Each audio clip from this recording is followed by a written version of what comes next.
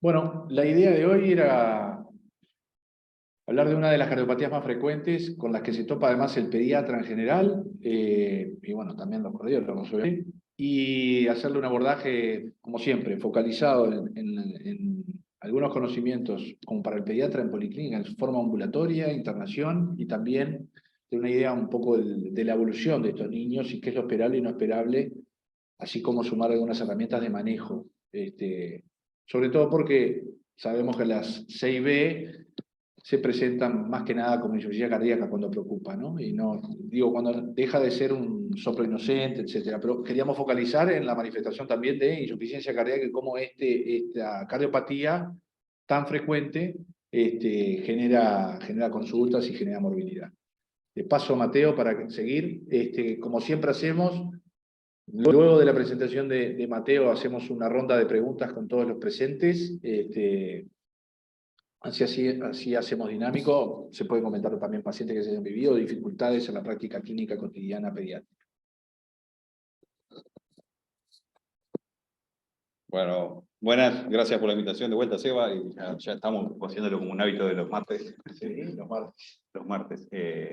Bueno, hoy como decía Sebastián, lo que vamos a hablar es de las comunicaciones interventriculares. Sobre todo vamos a hacer énfasis en las que, como muy bien refería Sebastián, las que nos traen problemas a los clínicos, porque pueden estar las CIB que no tienen repercusión hemodinámica, que el manejo es casi anecdótico.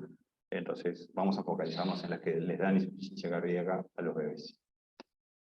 Para empezar, remarcarles conceptos importantes, que como ya lo dijo Sebastián, es la cardiopatía más frecuente, tanto aislada como asociada con otras malformaciones. Y recuerden el concepto que habíamos manejado en las charlas anteriores, una CIB no es habitual que se manifieste desde el punto de vista sintomático. No quiere decir que auscultarse un soplo se pueda auscultar en la etapa neonatal, muy raro en la neonatal precoz, pero después se puede auscultar un soplo, pero es muy infrecuente. Es más, debería hacernos sospechar de que existe otra lesión asociada si existe una manifestación en etapa precoz, en la etapa neonatal. Hay distintos tipos de CIB, pero más que el tipo de CIB, que es importante para el cirujano y la terapéutica eventualmente, el efecto hemodinámico es el mismo, sea la ubicación que sea. Si somos finos, hay algunas CIB que tienen más preferencia a dar compromiso hemodinámico que otras, pero la realidad es que va a depender del tamaño del defecto. O sea, es decir, los factores que están en juego, sea una CIB muscular amplia, sea una periomembranosa amplia, van a ser los mismos en las dos circunstancias.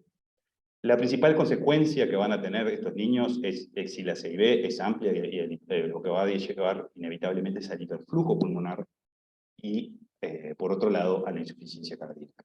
Porque el bebé, por estar sobrecirculando sangre por el pulmón, pierde gasto cardíaco sistémico y ustedes, como recordarán en las charlas anteriores, es muy importante el gasto cardíaco mantenerlo para hacer frente a la demanda de oxígeno que es ese crecimiento. Y el tratamiento quirúrgico es en la gran mayoría de los defectos, si bien hay algunos defectos cierran solos, que eso es lo que vamos a abordar la mayoría, algunos pueden ser por hemodinamia, la gran mayoría son en este momento por vía quirúrgica. Y el pronóstico a largo plazo es bueno, si se trata en tiempo y forma, y eso es otra cosa de las cosas que queremos focalizarnos, ¿sí? En la importancia en establecer bien el tiempo y forma en que se trata a estos pacientes. Como generalidades, ya lo estamos diciendo, sí, es la cardiopatía más frecuente, sin contar la válvula aórtica bicúspide, que la válvula aórtica bicúspide es una malformación de la válvula aórtica, pero la mayoría de las veces es asintomática y pasa desapercibida en la edad pediátrica. Si le vamos a los números y no contamos en la válvula aórtica bicúspide, la CIB es la más frecuente. Pero de ser la cardiopatía más frecuente, solamente en 1/3 de los casos están aisladas. Es decir, en ese resto los otros 2/3 pueden estar o asociadas con otras cardiopatías, como puede ser, por ejemplo, una CIB con una CIA o con un ductus, o una CIB con una coartación, o estar formando parte de complejos de otras cardiopatías, como ocurre, por ejemplo, en la tetralogía de Fallot o en el doble tracto de salida del ventrículo derecho. Que en esas particularmente no vamos a tratar hoy. Y sus causas son multifactoriales, ¿sí? Hay genes descritos específicos que predisponen a efectos interventriculares, pero la realidad es, en el llano, la gran mayoría de estos pacientes no tienen un gen específico asociado, o sea que no hay un gen determinado que determine ese CIB. Ya vamos a pasar a ver por qué. ¿Por qué? Porque en la etapa embriológica, Esto es en la etapa prebiológica mientras se está formando el corazón. Este es el ventrículo, esto es como si estuviéramos mirando el corazón desde adelante. Este es el ventrículo izquierdo primitivo, este es el ventrículo derecho primitivo. Aquí está la salida, ¿sí?, de los ventrículos que se está empezando de la salida arterial, que se está empezando a aceptar. Aquí hay una gran comunicación entre ambos ventrículos y aquí estarían los orificios de las válvulas AV. Ustedes presten atención a cómo crecen crestas, ¿sí?, de la superficie de tanto del infundíbulo como del tronco arterioso, crecen crestas en espiral que se dirigen una hacia la otra para aceptar y dar lugar a lo que va a ser la arteria pulmonar y la aorta por otro lado. Y en este componente que está aquí, que es la CIB, intervienen tres grandes factores para el cierre. Aquí estaría el septum interventricular muscular, que es este, ¿sí?, que es el primer septum interventricular, es el septum interventricular muscular. Después tenemos lo que serían los cojinetes endocárdicos y lo que serían estos cojinetes que crecen en los tractos de salida para su cierre. Entonces, en el cierre del septum interventricular, sobre todo en esta zona tan compleja, intervienen tres grandes factores. Y de ahí es que es difícil que un gen afecte solamente para dar toda la CIB. Fíjense que los lugares son distintos y los componentes que intervienen son distintos, por tanto las CIB pueden tener distinto origen. Esto es para mostrarles cómo el corazón embriológico, visto también desde adelante, este es el ventrículo izquierdo primitivo, el ventrículo derecho, esta es la CIB, que es la que se llama CIB o CIB conotroncal o CIB primaria, así que rápidamente se va transformando en la CIB secundaria y después se va a ir cerrando. Pero cómo esta CIB es cerrada por el crecimiento de estos distintos componentes y pasamos de dos ventrículos ampliamente comunicados sin una salida clara en el ventrículo izquierdo a dos ventrículos separados y con la aorta comunicada con el ventrículo izquierdo, que en este corte particularmente no lo vemos. Pero ven que la aceptación es un proceso complejo. En la anatomía normal del septum interventricular, para tenerlo presente, y esto es importante porque a la hora de hablar de CIB, sobre todo cuando se hace la descripción en los estudios, se hace en base a la vista del lado derecho, ¿sí? Esto es el lado derecho del corazón, la vejuela derecha fue extraída, la pared libre del ventrículo derecho fue extraída, y vemos el septum interventricular y parte del ventrículo derecho, esta es la salida pulmonar, aquí está la aorta. Vemos que está la válvula tricúspide en este lugar, aquí está el nodo AB, y esta es la zona del septum membranoso, y después tenemos septum muscular, bueno, y aquí está parte del septum, de lo que sería el septum de salida, que en realidad en condiciones normales estos distintos componentes que yo les voy mencionando no se ven, sobre todo en esta zona que les decía, el septum de salida, no se ven separados. Cuando ocurre patologías suele verse diferenciados. Pero visto desde la cara derecha, lo que vemos es, en el septum interventricular tenemos un componente que es el septum de entrada, que es un componente puramente muscular, está muy bien por debajo de la valva septal de la tricúspide, un componente muscular de entrada, componente muscular septal medio, que es esta zona de aquí, y la apical, que es la zona esta que se ubica un poco más cerca del ápex. Luego tenemos cerca de los tractos de salida, el septum, que como les decía, el componente este que es por la atavicación de los infundíbulos de lo que va a ser las salidas aórticas, que forman este repliegue, ¿sí?, el repliegue supraventricular. Y por último tenemos esta pequeña zona que se llama septum membranoso, es una delgada lámina muy pequeña y que justo por debajo de este septum membranoso transcurre la diálisis. ¿Por qué viene todo esto? Porque estos repliegues son muy importantes para el cirujano y la ubicación de la CIB, no tanto por el tipo de repercusión, sino que por el tipo de lugar donde se encuentran los distintos componentes que mencionamos, es el problema para el equipo quirúrgico que lo va a ir a reparar. Entonces, los tipos de CIB tenemos la CIB más frecuente, que es la perimembranosa, ¿sí?, que está justo ubicado en la zona donde estaría el septum membranoso. Por alguna razón, en este lugar no se pudo hacer el cierre del septum membranoso y queda esta CIB perimembranosa. Son hasta el 80% de las CIBs.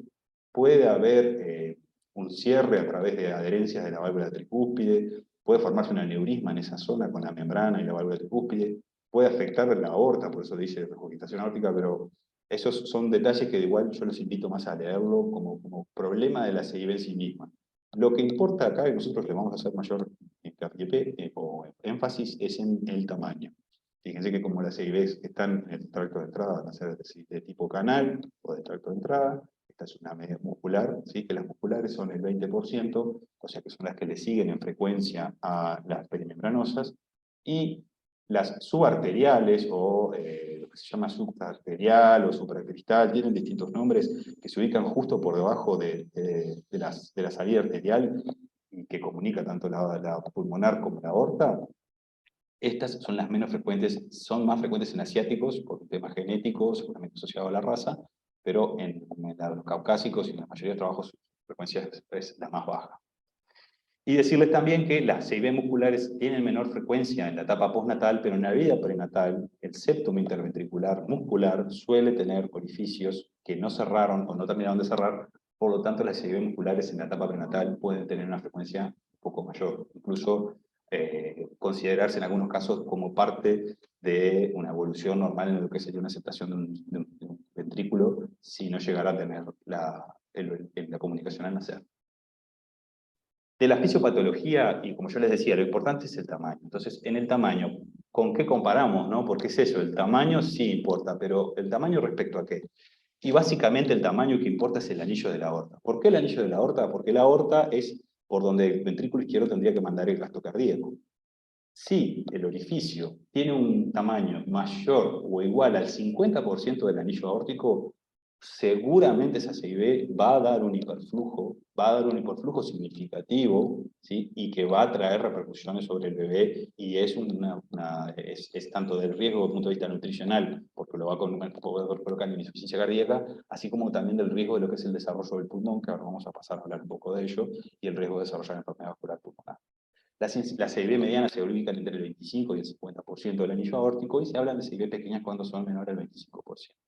Como les decía, la ubicación es importante, pero más que nada para el tratamiento y algunas veces el comportamiento. Como decíamos, las CIB musculares pueden llegar a cerrar solas. Las muy grandes es poco probable, pero pueden cerrar solas. Ahora, la ubicación, más que nada para nosotros, para los clínicos, lo que importa es el tamaño para saber la repercusión hemodinámica.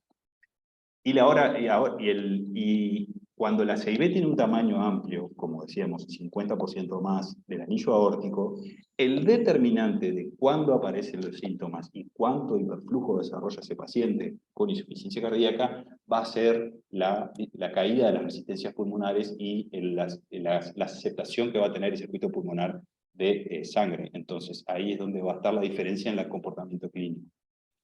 Para volver a explicar, el tamaño es lo más importante para establecer la repercusión hemodinámica. Una CIB mediana no puede tener una repercusión hemodinámica muy marcada de etapa del niño pequeño, porque no debería. Entonces ahí debemos pensar capaz que puede haber otra cosa. Ahora, si tenemos una CIB amplia, en ese contexto, cuando empiecen a bajar las resistencias pulmonares, que más o menos recuerdan a las 6-8 semanas, ahí es cuando el niño va a presentar en forma progresiva, pero marcado va a ser en ese periodo de tiempo, el desarrollo de hiperflujo pulmonar.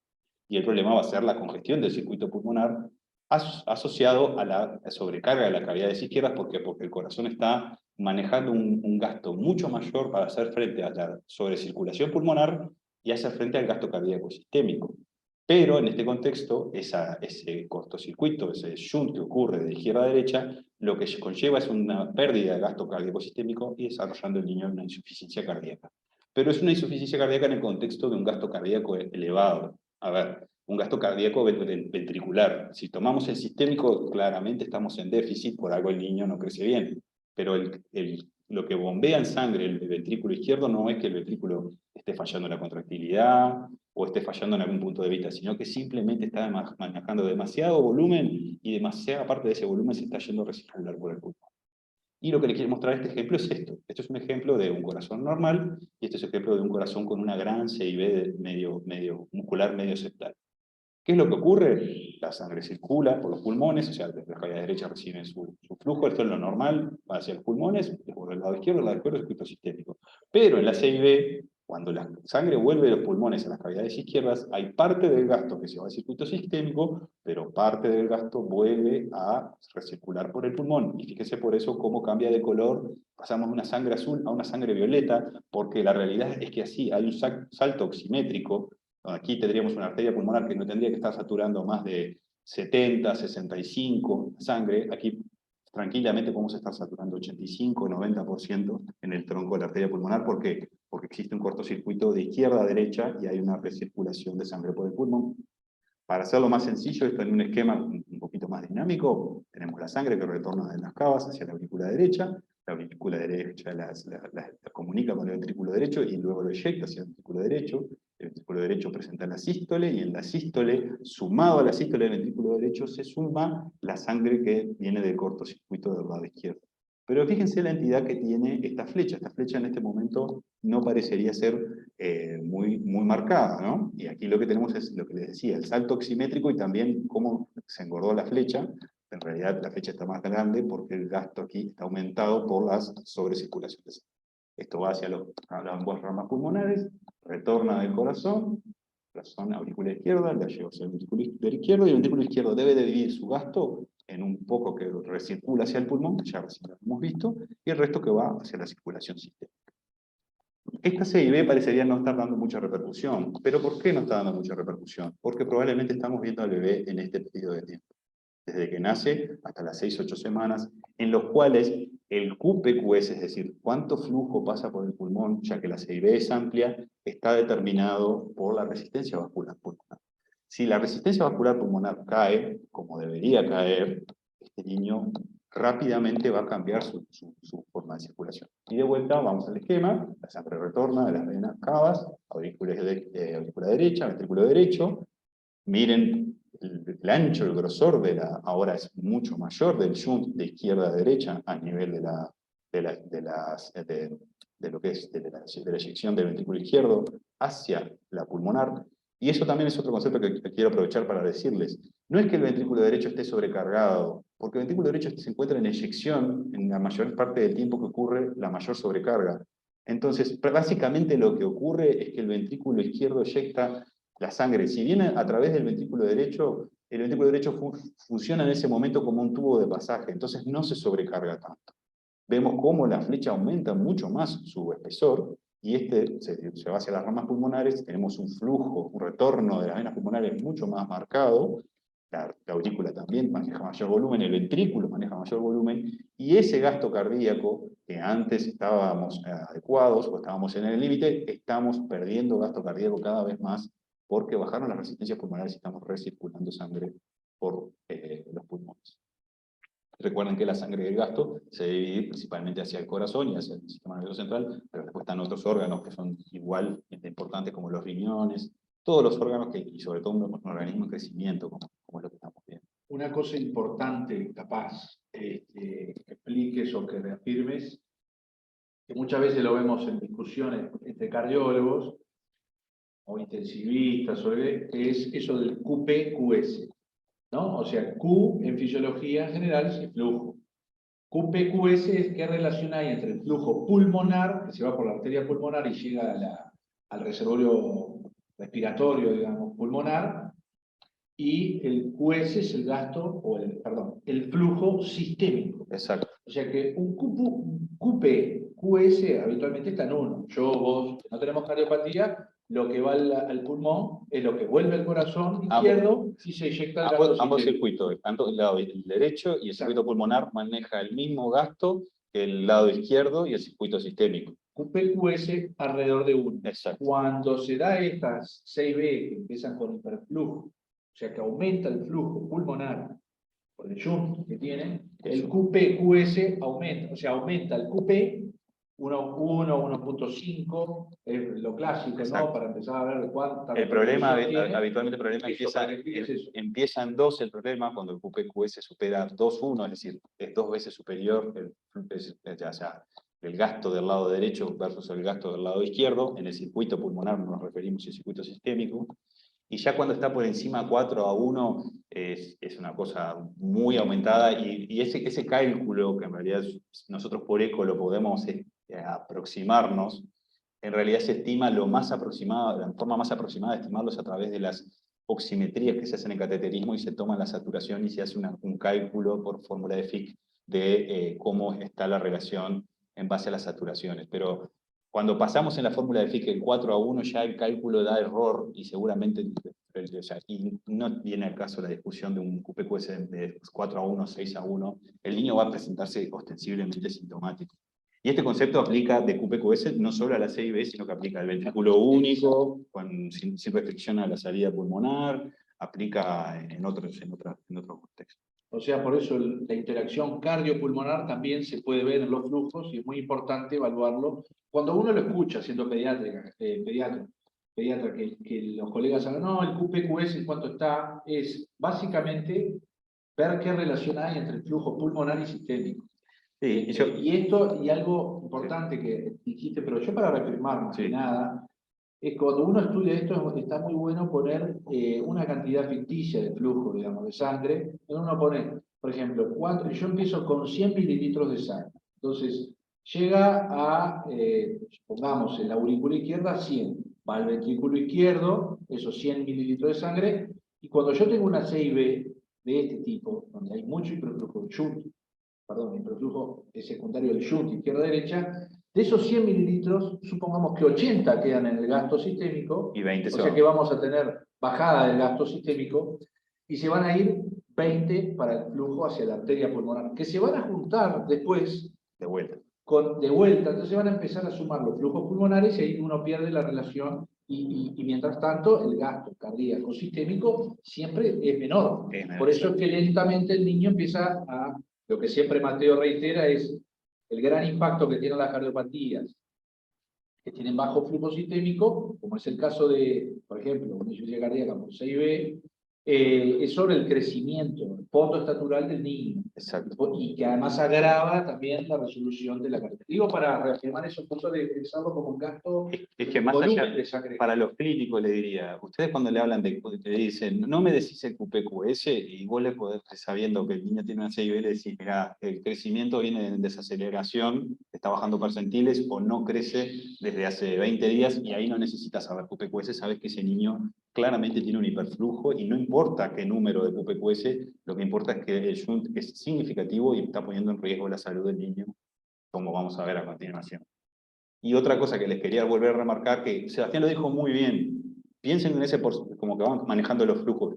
El ventrículo izquierdo se sobrecarga, ¿para qué? Porque cada vez acepta más volumen, porque retorna más del circuito pulmonar, y él envía al sistémico lo más que pueda para mantener el crecimiento.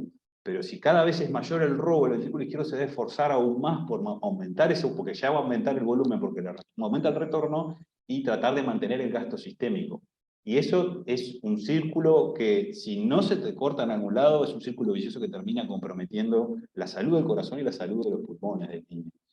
Y la eyección del ventrículo izquierdo es en sístole más que nada el paso de sangre. Entonces, es por eso que el ventrículo derecho, que funciona como un tubo, de vuelta vuelvo a remarcar ese concepto, pero funciona como un tubo, él no se ve sobrecargado, y por eso usted dice, pero para, la CIB es un shunt de izquierda a derecha, ¿por qué se sobrecarga el izquierdo? Porque el derecho casi que no se entera, porque el trabajo lo está haciendo el ventrículo izquierdo. El derecho puede tener trabajo, ¿en qué sentido? En que el hiperflujo pulmonar puede producir hipertensión pulmonar, pero por hiperflujo. Y eso sí, ser un aumento de la poscarga del ventrículo derecho. Eso aumenta la poscarga del ventrículo derecho, y ahí estaría aumentando el trabajo del ventrículo derecho. Pero mientras no ocurra eso, el ventrículo derecho ni se entera. Pero es muy interesante esa salvedad que haces, esa aclaración de por qué da sobrecarga izquierda una CIB, aunque aumenta más el flujo hacia el sector derecho, digamos.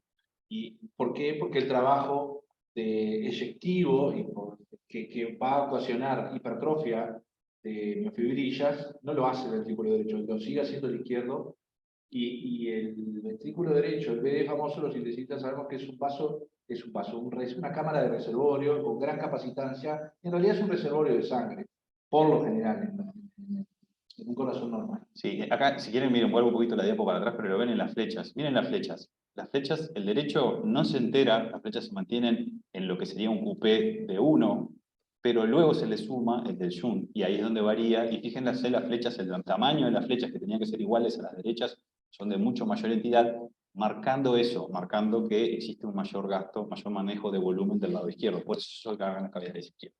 Hipertrofia izquierda, lo esperable, Exacto, exacto. Bueno, esto ya lo habíamos visto en la charla anterior, pero esto es para recordarles cómo ocurre la transición normal. Estas son las arteriolas al momento de nacer, estas son las arteriolas cuando maduran. ¿Qué ocurre con la resistencia, con la presión pulmonar, que va bajando en forma progresiva a medida que van bajando las resistencias pulmonares luego de nacer? Esto es todo al momento del nacimiento. Y cómo el flujo pulmonar se mantiene estable, porque como decíamos con Sebastián, si no existe cortocircuito, el QP y el QS es 1. Es el mismo gasto para el lado del circuito pulmonar como para el circuito sistémico. Ahora, ¿qué ocurre cuando hay una CIB o ductus? Esto porque el esquema sirve para ductus también. Ocurre el mismo cambio madurativo en las arteriolas, las resistencias pulmonares, ocurre el mismo fenómeno, ¿sí? En donde las resistencias van bajando y van disminuyendo, y como esta CIB era de un tamaño importante, rápidamente, como el principal factor determinante en el tamaño cuando la CIB es amplia, es las resistencias pulmonares, a medida que bajan las resistencias pulmonares, incrementa el flujo pulmonar. Y fíjense cómo la presión pulmonar nunca bajó. ¿Por qué? Porque a medida que fueron bajando las resistencias, fue tomando el rol la hipertensión por hiperflujo pulmonar. Esto es una hipertensión por hiperflujo pulmonar. ¿Es una hipertensión arterial pulmonar? No. Es un contexto hemodinámico porque hay una sobrecarga del circuito pulmonar. Pero las resistencias vasculares pulmonares no fueron modificadas. Entonces no tenemos una hipertensión arterial pulmonar per se. ¿Sí? ¿Tenemos hipertensión pulmonar? Sí, pero no tenemos la enfermedad hipertensión arterial pulmonar. O sea, hay hipertensión pulmonar porque cuando uno la mide, la presión está alta porque hay más flujo pulmonar, pero no porque haya un cambio arteriolar, digamos, de la estructura anatómica que condiciona una hipertensión por su condición física o móvil, como se ve en un SMA. Exacto. Ustedes fíjense, piensen en la cañería. En la cañería, ¿cuál se le van a dar en la canilla? Cuando sale con baja presión el agua, habitualmente es porque el flujo adentro de la cañería tiene poco flujo. O la resistencia de la cañería, puede ser la resistencia de la cañería o el flujo. Ahora, si ustedes abren la canilla y de ratos el flujo de la canilla aumenta, y a veces el flujo de la canilla baja con la canilla abierta, seguramente lo que estén teniendo son cambios en el volumen de líquido que está pasando hacia las tuberías.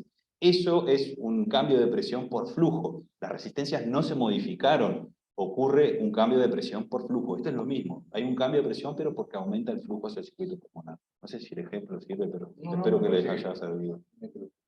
Bueno, y la fisiopatología, esto ya lo vimos en la charla anterior, recuerden lo importante que el ventrículo izquierdo, luego del nacimiento y luego de la transición, debe hacer frente a la principal demanda de gasto cardíaco, que es de disponibilidad de oxígeno, que es el crecimiento. Este es el crecimiento de un bebé en los primeros 6 meses. Perdón, este es el gasto cardíaco del ventrículo izquierdo en los primeros 6 meses, que va en una franca curva de descenso. ¿Pero por qué? Porque sigue la curva de descenso de desaceleración de la velocidad de crecimiento. Pero el bebé en esos primeros 6 meses crece muchísimo.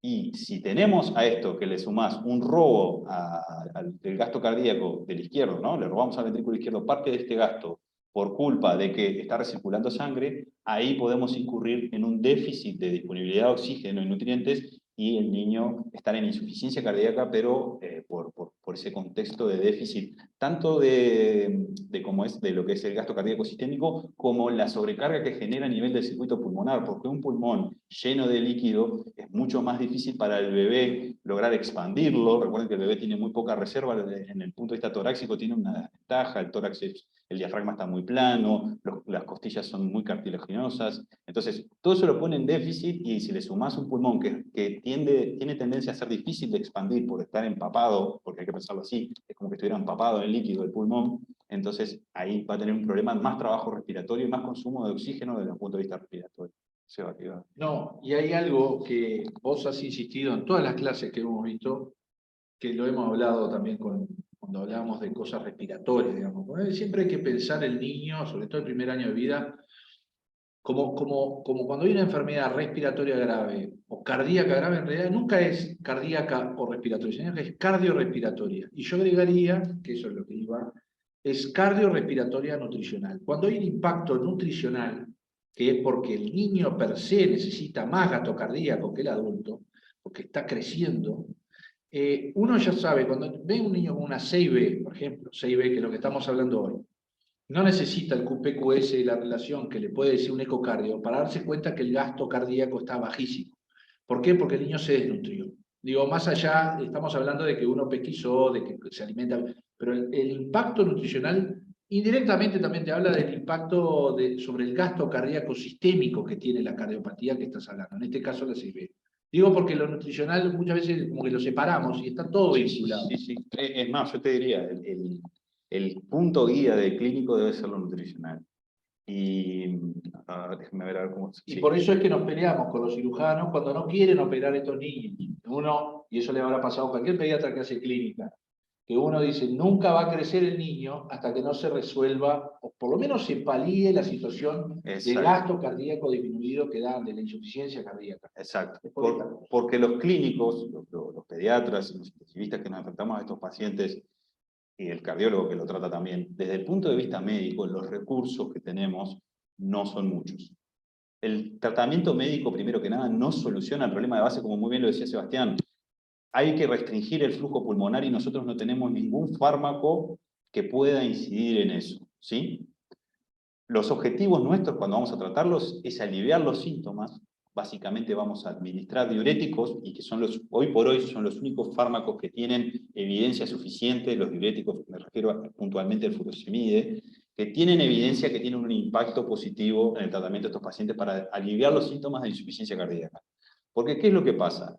El corazón está sobrecargado y en ese contexto de sobrecarga y de déficit de flujo hacia el sistémico, el niño se pone en la misma fisiopatología que una insuficiencia cardíaca que le pasa por bajo gasto cardíaco, por mala contractilidad. Se activa el eje renina, angiotensina, aldosterona y se favorece la retención hidrosalina. Entonces el niño tiene edema pulmonar porque tiene sobrecirculación pulmonar, pero aparte tiene una tendencia a la retención hídrica. Entonces nuestro tratamiento se va a basar en fármacos diuréticos para aliviar esa retención hídrica, que van a aliviar en parte los síntomas, pero no lo va a solucionar. Otra parte importante es asegurar un crecimiento aceptable, pero muy bien lo dijo Sebastián, aceptable. Es muy difícil que en un paciente con una CID amplia ustedes puedan manejarlo con un crecimiento impecable. Es más, yo les digo lo siguiente, si ustedes tienen un bebé en el cual les dicen en la ecografía que tiene una CIB que es mayor al 50% del anillo aórtico y ustedes clínicamente al niño lo ven muy bien, les tiene que llamar la atención. ¿Por qué les tiene que llamar la atención? Porque ese niño debería estar en otra situación que no la está. O sea, estamos todos contentos porque el niño no está pasando mal, pero hay una situación de fondo que no entendemos bien cuál es, y yo ahora se las voy a explicar, que está poniendo al niño en una especie de protección entre comillas. Pero ustedes deberían estar igual de preocupados que con el paciente que está con déficit de crecimiento calórico. ¿Por qué? Porque decir cortocircuito es significante como para dañar tanto al corazón, que no parecería estar pasando tanto trabajo, pero como a quién, al circuito pulmonar, que es otro de nuestros objetivos a cuidar en estos niños. La otra cosa, bueno, como decíamos, como el crecimiento debe ser aceptable, tenemos que asegurar un adecuado aporte de calorías, y esto puede implicar incrementar las calorías de los alimentos, amplificadores, en los casos que sean necesarios, y facilitar el principal trabajo del lactante. ¿Cuál es el principal trabajo del lactante? Que acá me quedó medio mal el trabajo. Pasa que me gusta el trabajo está 2 veces. Es alimentarse. El bebé de menor de 6 meses, su principal tarea metabólica es alimentarse. Y si el bebé no tiene suficiente gasto, se va a alimentar mal. Y si se alimenta mal, va a crecer peor. Entonces, a veces, por ejemplo, debemos hacer facilitadores.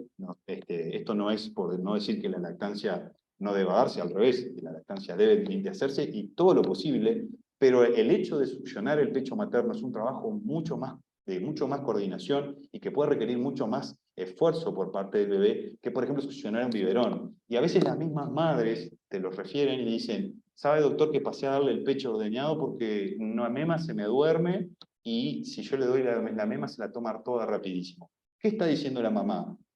Claramente con signos clínicos que nosotros podemos extrapolarlos. Que el bebé presenta una disnea de esfuerzo frente al esfuerzo de alimentarse, no lo puede hacer frente, y cuando yo le facilito su esfuerzo, además, es decir, le bajo el trabajo, el niño puede hacer frente a esa demanda, a esa necesidad de alimentarse.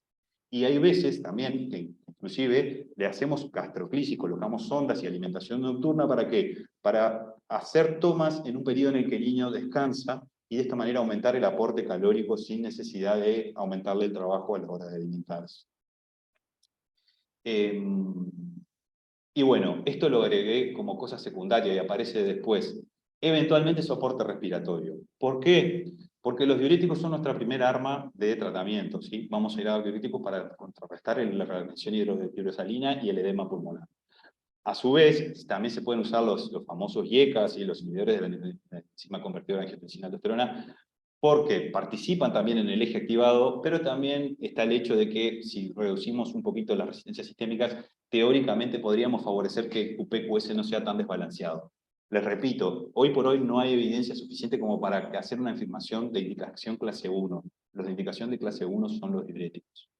¿Y por qué les pongo aquí en la aliviar síntomas, eventualmente soporte respiratorio? Porque estos bebés, en contexto de un pulmón edematizado, que tiene un aumento del flujo sanguíneo, que está con el pulmón encharcado, si le asociamos una infección respiratoria a los virus que hemos vivido este invierno, que han sido 500 y la madre, ustedes van a tener un bebé que rápidamente se puede deteriorar. Y el bebé va a estar haciendo un doble esfuerzo porque va a estar cursando una infección respiratoria y va a estar haciendo frente a su insuficiencia cardíaca con sobre circulación pulmonar. ¿Qué es lo mejor que le podemos hacer a este bebé? Facilitarle su trabajo respiratorio. Así como podemos facilitar la alimentación, facilitar el trabajo respiratorio colocando un soporte respiratorio. ¿Y a cuáles se le ocurre a ustedes? Y aquí les puse bien en rojo, y como no, el oxígeno no es un soporte respiratorio. A ver, el niño no está en insuficiencia respiratoria, no tiene déficit de oxigenación sistémica. El niño lo que tiene es aumento del trabajo respiratorio porque el circuito pulmonar está sobrecargado y aparte está cursando una infección respiratoria. Ustedes lo que deben hacer es facilitar que su respiración sea lo menos forzada posible. ¿Y para eso qué podemos usar?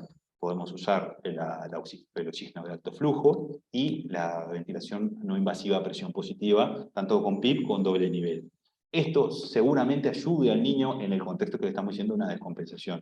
A veces las descompensaciones, por ejemplo las retenciones hídricas, se pueden parecer mucho a una infección respiratoria porque los síntomas son muy parecidos. El niño, ustedes dicen que el lactante, si tiene edema de la pared bronquial, la vía respiratoria es muy chiquita y rápidamente va a empezar a presentar sibilancias que se parecen mucho al edema de la pared bronquial que tiene el bebé cuando tiene una infección respiratoria viral. Entonces, tranquilamente una descompensación cardíaca se puede presentar como una bronquiolitis. Entonces, ojo al gol. Tratamiento diurético de base, si el paciente se nos está descompensando, nosotros ver cómo está el polo respiratorio, si necesita ese soporte, y hacer sobre todo hincapié en la alimentación y asegurarnos de que ese bebé crezca en forma aceptable. Porque si no crece en forma aceptable, entonces vamos a estar mandados a lo que decía Sebastián, comenzar el diálogo insistente e insistente de que el niño estamos llegando al tope de los recursos terapéuticos médicos y el niño no está evolucionando en forma favorable, por tanto necesitamos o una paliación, ¿sí? Un cerclage de la arteria pulmonar, un banding, para que controle el hiperflujo, o que ese niño vaya a repararse la CID de una vez, que es algo que siempre es un tire y afloje porque ocurre que habitualmente los equipos quirúrgicos quieren que el bebé tenga un peso determinado y una edad determinada para poder realizar el procedimiento. Y la realidad es que a veces no podemos llegar a esos objetivos, o llegar a esos objetivos implica hipotecar muchas cosas que no está bueno. Y les voy a hablar de una de las cosas que se puede estar hipotecando a veces, que también los cirujanos lo tienen presente, el equipo quirúrgico para que no ocurra. Pero si mantenemos una fisiología de hiperflujo pulmonar sostenido, el niño puede evolucionar una enfermedad arteriolar pulmonar y ahí sí vamos a tener lo que nosotros decíamos hipertensión arterial pulmonar. Y el shunt que teníamos de izquierda a derecha se invierte y se convierte en un shunt de derecha a izquierda. Esta situación es muy mala porque nos coloca en una situación irreversible. La enfermedad vascular pulmonar no revierte una vez que se desarrolla. ¿Se acuerdan que yo decía en una de las charlas? Es como una bola de nieve. Una vez que tomó la pendiente y empieza a bajar, baja y termina bajando y desarrollándose del todo la enfermedad. Terminamos con una bruta hipertensión pulmonar, o sea, una semejante bola de nieve que nos vuelve locos. Pero es así. Y si está en este contexto el niño, está contraindicado reparar la cardioguatía. Entonces, debemos proteger la circulación pulmonar en todo lo posible. O sea, es un mecanismo librado a su evolución natural. Un niño va a ir al ICMR, ¿no? Un niño con CIB grande. Es altamente probable. Van a ir y van a desarrollar. El pulmón se protege. Lo que hace es la única forma es aumentar la hiperplasia de las arterias pulmonares y empezar a generar aumento de la resistencia vascular para que no tengan. El tema es que como tiene una CIB el niño, además, va a invertir el shunt y va a ponerse cianótico. Exacto. O sea, se convierte en una cardiopatía cianótica, una CIB. ¿Cuál es? Hoy en día es infrecuente. Es muy infrecuente. Yo personalmente no ¿Hay algún tope? O sea, pacientes míos no, he visto pacientes sí, pero... ¿Hay algún tope de edad que asusta? Bueno, en realidad, ahí está muy buena esa pregunta. El objetivo nuestro tiene que ser, un bebé con una CIB que tiene una CIB amplia, no debería pasar los 6 meses para repararse. Podemos esperar hasta los 8 meses tal vez, sí, pero llegar a estos límites, y sobre todo más cerca del año, recuerden, no sé si aquellos esquemas que yo les mostraba, en donde la maduración pulmonar es muy importante en los primeros 2 años de vida. Si llegado al año el niño no hace una adecuada maduración, se puede desencadenar esta enfermedad. ¿Y por qué les manejo un plazo tan holgado como 6 meses, 8 meses, 1 año? Estamos hablando de la reparación definitiva. Exacto, reparación, el cierre de la CIB. No un banding. El banding pero nos puede proteger. El banding, si el cirujano te dice, mirá, por ejemplo, esta CIB es muy grande, me dice, no la puedo cerrar en este momento, es mucho riesgo, lo que tenemos que hacer es un banding. Tenemos que proteger la circulación pulmonar. ¿Por qué? Porque tenemos que evitar que se desarrolle esta enfermedad. Entonces, lo que ustedes tienen que hacer es proteger al pulmón. ¿Por qué les digo 6, 8 meses, 1 año? Porque hay pacientes que incluso tienen 3 años con una CIB y que están con valores que asustan a veces, y igual no terminan desarrollando del todo esta enfermedad. ¿Por qué? Porque hay un componente genético en tanto el desarrollo como la velocidad con la que se desarrolla esta enfermedad. Pero ustedes, ni yo, sabemos cuáles son esos genes y cómo va a ser el comportamiento de ese niño. Entonces, nuestra idea tiene que ser, a los 6 meses es mi tope para una CIB amplia con hiperflujo pulmonar. Y si no tiene hiperflujo pulmonar, también les diría una CIB amplia. Porque, ¿qué pasa?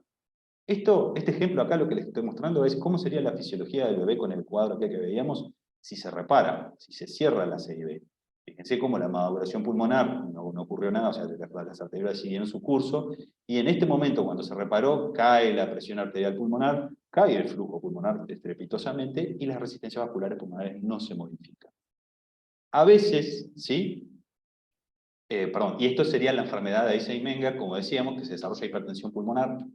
Fíjense cómo paulatinamente, y aquí estaríamos iniciando en esa pendiente que yo les decía que se suelta la bola de nieve, en la que empieza a caer el flujo pulmonar y empieza a aumentar la resistencia, y en determinado momento de esto es que se desarrolla esta enfermedad vascular arteriolar.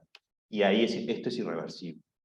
Ahora, hay situaciones, por ejemplo, que pueden aumentar la resistencia vascular pulmonar, como por ejemplo puede ocurrir, es raro, pero puede ocurrir en pacientes con CIB que se desarrolla una obstrucción al tracto de salida. No es muy raro, pero no es lo habitual. Se desarrolla una obstrucción al tracto de salida del ventrículo derecho, entonces es como que se generara, a ver si me entienden, como una especie de banding, pero intraventricular, como que el ventrículo queda estrecho y eso impide el flujo libre hacia el pulmón, y eso protege el pulmón del hiperflujo.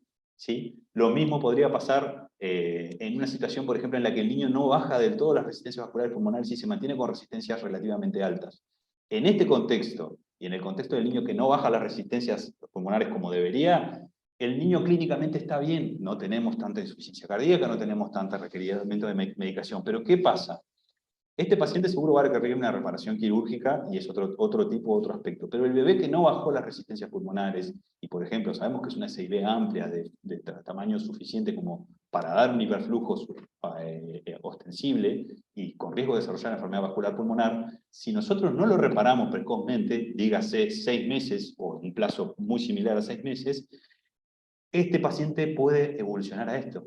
Y nosotros ni cuenta nos dimos porque el paciente no pasa por el periodo de hiperflujo. Fíjense que no va a ocurrir este ascenso del flujo pulmonar, se va a mantener el flujo pulmonar relativamente estable, pero en determinado momento va a aumentar la resistencia vascular pulmonar y el niño se va a empezar a poner azul, y eso es un punto de no retorno porque es la enfermedad de ese. ¿Sí? Aquí les puse que esto podría ser una obstrucción al tracto de salida, y este es el famoso síndrome de Eisenmenger. Bueno, y el cierre quirúrgico. ¿Cuándo se cierran todas las CIB? No, se cierra toda CIB con repercusión hemodinámica. Lo ideal antes de los 6 meses, por eso le ponía un plazo de 6 meses. Explica capaz que los conceptos de qué es una CIB restrictiva y qué es la restricción, que es no una restrictiva, y en el caso de que se haga un cerclage de la pulmonar, ¿qué es lo que dice en el gradiente? ¿Qué es el gradiente de tantos milímetros de mercurio que todo el mundo informa, obviamente? Pues es importante luego de que se hizo el banding. Bueno, hay algo que le voy a volver a reclamar, porque esos números los vamos a hablar, pero de vuelta, lo que importa es la clínica. Si tenemos un bebé en el cual hay una CIB y el eco te dice que es una CIB restrictiva, pero tú tenés un bebé que clínicamente se está comportando como un bebé con hiperflujo pulmonar, deberíamos en conjunto, el cardiólogo, los clínicos que también ese paciente, buscar o razones alternativas, o sea, cardiopatías asociadas u otros factores que estén incidiendo para que ese bebé tenga, en el contexto de supuesta CIB restrictiva, tenga esa repercusión hemodinámica, o simplemente asumir que esa CIB en realidad no es restrictiva. Porque ¿qué queremos decir habitualmente con restrictiva? Queremos decir que es una CIB pequeña que no debería de predisponer al hiperflujo pulmonar. Pero los cardiólogos usamos... Se restringe, como de alguna manera, restringe el flujo de izquierda a derecha. Exacto. No hay flujo de izquierda a derecha. ¿Qué pasa? Cuando una CIB es muy amplia, no hay gradiente entre el ventrículo izquierdo y el ventrículo derecho cuando ocurre la sístole. ¿Por qué? Porque no hay zona donde se genere turbulencia suficiente como para dar gradiente. Es decir, las presiones de ambos ventrículos casi que están igualadas en sístole. Pero cuando esa CIB empieza a ser más pequeña, ahí sí empieza a ocurrir un gradiente, porque el pasaje de sangre a través de la CIB, para poder fluir la sangre del ventrículo izquierdo al ventrículo derecho, tiene que hacer frente a la cierta restricción que le da la CIB. Cuando esa CIB es muy pequeña, da un gradiente muy alto. Y ahí habitualmente cuando los ecografistas decimos, tiene gradientes de CIB restrictiva, porque tiene un gradiente muy alto entre el ventrículo izquierdo y el ventrículo derecho. Pero la realidad es que si el paciente presenta síntomas de hiperflujo pulmonar, síntomas de insuficiencia cardíaca, debemos pensar que hay algo más, o esa CIB no es tan restrictiva como pensamos. Y yendo puntualmente a lo que tú decías, Seba, del banding, cuando el cirujano hace un banding, esto no está acá, porque fuimos derecho a los bifes, como quien dice, a la reparación, cierre quirúrgico de la CIB, el banding lo que hace el cirujano es colocar un cerclage en la arteria pulmonar, es decir, una bandita en la arteria pulmonar, y lo va apretando progresivamente, reduciendo el diámetro puntualmente en un sector de la arteria pulmonar, para que esto genere resistencia a la salida pulmonar. Entonces, artificialmente nosotros estamos incrementando la poscarga del ventrículo derecho y reduciendo lo fácil que puede fluir sangre del lado izquierdo al derecho, porque estamos aumentando la presión necesaria para que salga la sangre y se dirija hacia el circuito pulmonar. Entonces, en esa zona de restricción que hace el cirujano, claramente, como es una zona que es más estrecha, se va a generar un fenómeno de turbulencia, que va a generar una aceleración de flujo. Nosotros lo vamos a ocultar clínicamente como soplo, lo mismo ocurre con la CIB, y el ecografista lo va a medir como un gradiente. Ahora, el gradiente o el soplo que podemos ocultar no solamente influye el tamaño del orificio, sino que influye la cantidad de sangre que fluye por ese lugar. Entonces, si tenemos aumento de flujo, tenemos por ejemplo, dos orificios, y por un orificio pasamos menos flujo que por el otro orificio, seguramente el orificio que está pasando más flujo, que es del mismo diámetro, va a tener una mayor turbulencia, va a tener un mayor gradiente, y va a soplar, clínicamente va a soplar mucho más que el que tiene menos flujo. ¿Por qué? Por un tema hidráulico, hemodinámico. Entonces, y ustedes me dirán, pero esta CIB está impecable, le pusimos un banding, tiene un gradiente de 60 y el niño no puede tener insuficiencia cardíaca. Claro que sí, porque si el banding no fue lo suficientemente ajustado, porque de vuelta es a ojo que por ciento, si bien los cirujanos hacen ciertos cálculos, es una estimación, puede haber quedado flojo y el niño, hasta que el niño no supere un tamaño suficiente al banding, porque el banding no crece, puede estar sometido a hiperflujo durante ese periodo y nosotros tener un gradiente en el banding que se puede llamar de vuelta como adecuado.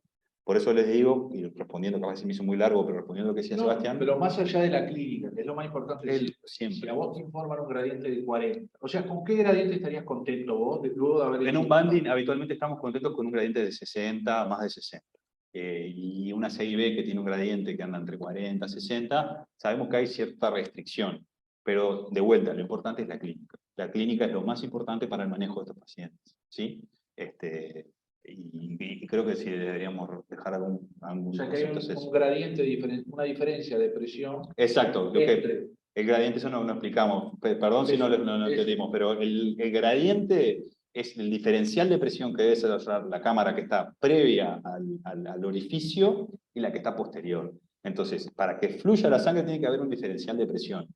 El gradiente que hay entre la cámara previo al banding, en este caso, y lo que está el circuito pulmonar posterior al banding, debe ser de unos 60 milímetros de mercurio. Eso es lo que nos está hablando de que si los ventrículos no tienen restricción en el pasaje de sangre, y sabemos que la presión sistémica de un bebé, por ejemplo, son 60 milímetros de mercurio, 70 milímetros de mercurio, con un banding con un 50, 60 de gradiente, sabemos que la presión pulmonar debe estar muy cerca de lo normal, y estamos hablando de una presión pico pulmonar de 20 milímetros de mercurio, no mucho más. Y no es un tema de presión, de vuelta, es un tema de clínica y de protección del circuito pulmonar, o sea que más lo vamos a ver por cómo se comporta. O sea que si quedó con un gradiente de 20, ¿te quedas contento? No, para nada, para nada. Pero para nada, porque pueden pasar dos cosas ahí. O el banding simplemente no genera ningún tipo de gradiente, o se hizo un banding, pero el niño tiene resistencias aumentadas. Y entonces, si tenemos, por más que tengamos un banding que supuestamente nos tendría que dar un gradiente, si la zona posterior al banding tiene resistencias aumentadas, podemos tener un banding con bajo gradiente. Entonces podemos estar frente a un paciente que está desarrollando enfermedad vascular pulmonar. O sea que es igual de preocupante que el banding que trajo. Bien. Bueno, algunas CIBs musculares se pueden cerrar con dispositivo, entonces vamos a hablar de lo quirúrgico básicamente, pero básicamente lo quirúrgico casi que para todos los pacientes, y como le habíamos mencionado, hay tratamientos paliativos, que es como hacer clase de terapia pulmonar, pero es para determinados casos. Lo ideal, si la CIB tiene repercusión hemodinámica, es ir al cierre de la CIB una vez que se diagnostica, de preferencia antes de los 6 meses. ¿Sí? Ahí sí va a importar mucho qué tipo de CIB es. ¿Por qué? Y se lo voy a mencionar rápido para no aburrirlos. Esto es el sistema de conducción. El cirujano debe colocar un parche en esta zona y suturar alrededor de esta zona. Si el cirujano no tiene cuidado al tipo de CIB, accidentalmente puede estar seccionando el sistema de conducción y generándole quitándole la enfermedad de la comunicación interventricular, pero agregándole la enfermedad de un bloqueo auriculoventricular por lesión del sistema de conducción. Entonces, en una CIB perimembranosa, por eso es importante que el cirujano lo sepa, es que él sabe que el haz de conducción va a estar muy próximo y en la parte inferior. Distinto es cuando es otra CIB con, por ejemplo, esta es una perimembranosa con extensión al tracto de entrada.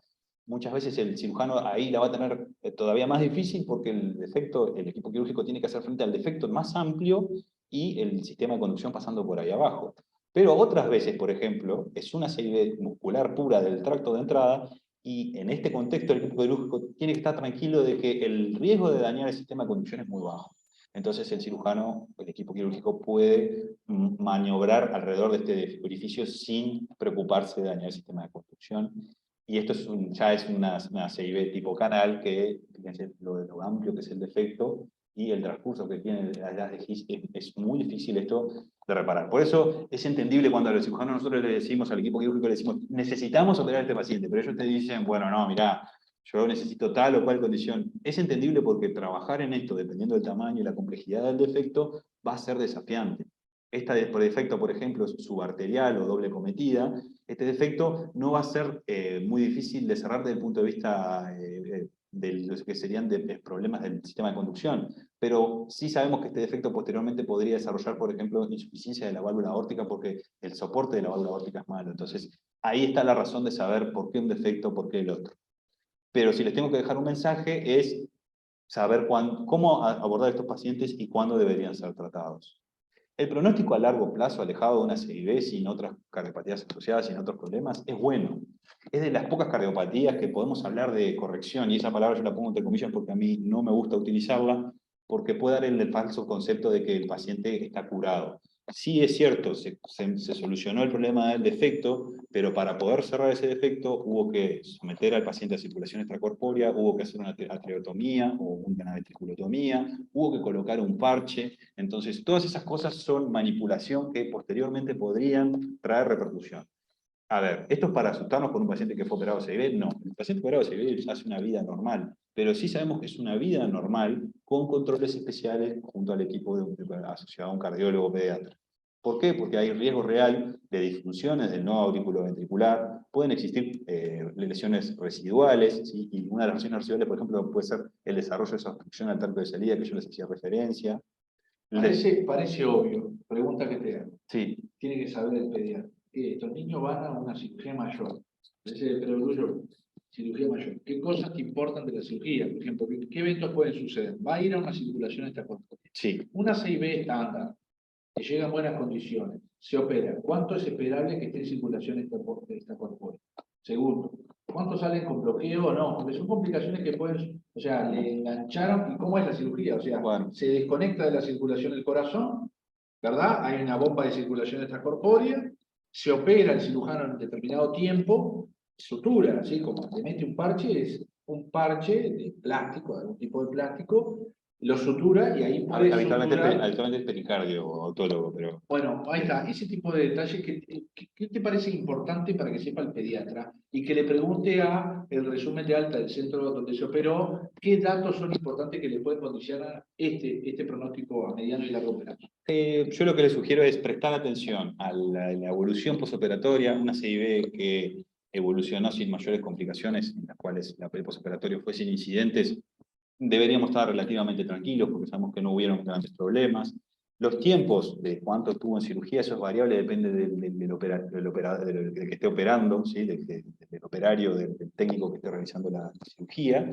Y el riesgo de bloqueo AB también depende, es muy dependiente de la habilidad del cirujano. Los centros con los mejores cirujanos tienen riesgos bastante bajos, pero sigue habiendo un riesgo que, ahora no me acuerdo, pero creo que es cerca del 1% de riesgo de bloqueo AB. Pero es muy raro. Pero circulación extracorpórea no es una circulación de 6 horas, de 5. Una hora, 2. Sí, habitualmente estamos en el entorno de una hora. Recuerden que hay un tiempo de circulación extracorpórea donde se apoya el trabajo del corazón y el pulmón, y hay un tiempo que se llama de parada cardíaca, ¿sí? De cardioplegia, que el corazón ahí está paralizado. El corazón que se hace ahí se inyecta una sustancia que detiene el corazón en diástole, lo deja en reposo en diástole, y en ese periodo es que el cirujano, el equipo quirúrgico, trabajan dentro del corazón. Ese es uno de los tiempos más críticos, por decirlo así. Pero en un paciente que fue abordado de forma estándar y el equipo tiene experiencia, y no deberíamos tener grandes complicaciones con eso. Sí prestar atención, por ejemplo, si hubieron muchos problemas respiratorios, si hubo problemas, si hubo problema en la conducción AB, si hubo necesidad de marcapasos, si quedaron defectos residuales, porque esas cosas van a ser las que van a incidir al periodo a largo plazo. Y a veces puede pasar, lamentablemente, no es lo más frecuente, pero puede pasar, sobre todo esas CIB que quedan un poquito para atrás, es que ese paciente se recupere la CIB, estemos todos contentos porque supuestamente se solucionó el problema, pero lamentablemente al momento que llegamos la bola de nieve ya se había soltado y la enfermedad vascular pulmonar siguió su curso y el paciente termina desarrollando enfermedad vascular futuro, entonces pulmonar. Entonces puede haber hipertensión pulmonar después de la reparación. Otra razón más por la cual hay que controlar. Y las arritmias, sobre todo por la triotomía y la manipulación del corazón, colocar parches, etcétera, etcétera, eso puede ser como quien dice, como quien dice, no, es un foco especial, ese terreno fértil para crear arritmias. Y la endocarditis, como siempre, creo que en todo paciente, aunque no tenga cardiopatía, hay que hacer frente a esto, la salud bucal es fundamental, pero en los pacientes que tienen cardiopatía hay que ser extremadamente obsesivo. ¿Por qué? Porque un paciente que se operó en tiempo y forma, que puso un postoperatorio sin eventos en el cual no hay nada para preocuparnos, seguimos con los controles regulares, hace una carie, las bacterias migran hacia el sistema circulatorio, ¿a dónde se van a ir a posar? En los lugares donde fueron manipulados ese corazón, en la zona donde se insertó el parche, en una válvula tricúspide que estuvo manipulada o algún defecto residual que quedó. Y un paciente que estaba sano se enferma en forma grave y es una situación realmente compleja que puede costarle la vida al paciente, o por lo menos la calidad de vida. En conclusiones, las CIB son las cardiopatías más frecuentes, ya sean aisladas o asociadas a otras cardiopatías. La CIB perimembranosa, subarterial y del tracto de entrada, esto, perdón, no lo dije, pero sí lo mencioné indirectamente porque la CIB muscular puede cerrarse, la muscular medio septal y apical puede cerrarse sola, pero estos tipos de CIB no se cierran solas, necesitan habitualmente de tratamiento, que es habitualmente quirúrgico. El tamaño importa, ¿sí? Es muy importante, pero el factor determinante en el momento de que se van a desarrollar los síntomas es la relación entre la resistencia vascular pulmonar y sistémica, es decir, ese famoso QPQS que nos va a determinar el hiperflujo pulmonar. Y bueno, y la cirugía es una reparación sencilla, casi correctiva, y los riesgos, la verdad que son bajos. Estamos hablando de riesgos con una mortalidad bastante baja. Muy bien. Si querés conectar. Dale. Por acá termina la charla. No sé si vamos a dejar de compartir. No sé si los colegas que se quedaron hasta ahora tienen alguna pregunta. Creo que un poco fuimos hablando de esta cardiopatía muy frecuente y que es habitual de verla en los hospitales. No sé si hay alguien que quiera hacer una pregunta. Si no, vamos dando por terminada. pueden escribir. Gracias. Bien, ahí Bueno. agradecemos. Voy a dejar de grabar. Vamos a...